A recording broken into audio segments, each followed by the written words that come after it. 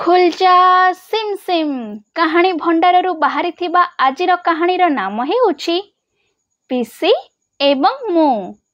चलंतु कहानीटी आरंभ करिबा।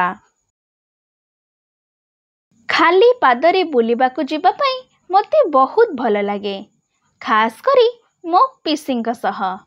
मो मोर पिउसींकू पिसी कुहे। जेतेबेले पिसी मोर हाथ धरी चलती तेबे मते बहुत भल लागे, किंतु जेतेबेले से मोर हाथ छाड़ी दियंती तेबे आहुरी भल लागे।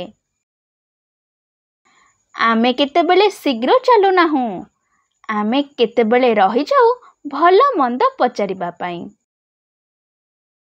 कुकुरर, बिलेईर, मुसार, काउर, गछर।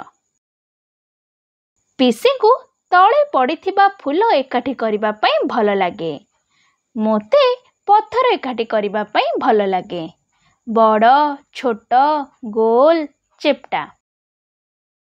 किंतु बहुत छोट सबठारु भल होई थाए।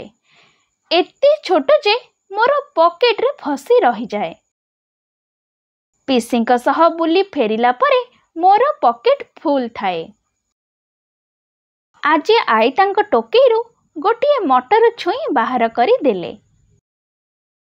दिलीप भाई तांको जादूकर चमत्कार दुकान रू मते क्लिप देले।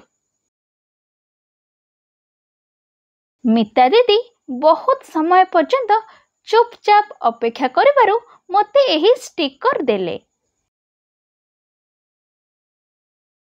सारिका आंटी बोताम ने भरपूर तांको बड़ डब्बारू मते एही बोताम देले।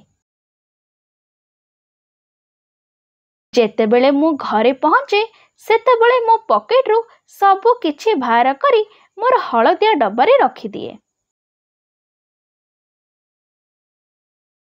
जदि मोते पॉकेट रू सेही छोट पत्थर मिली जिवो तेबे मु ताकू पिसींकू देई देबी।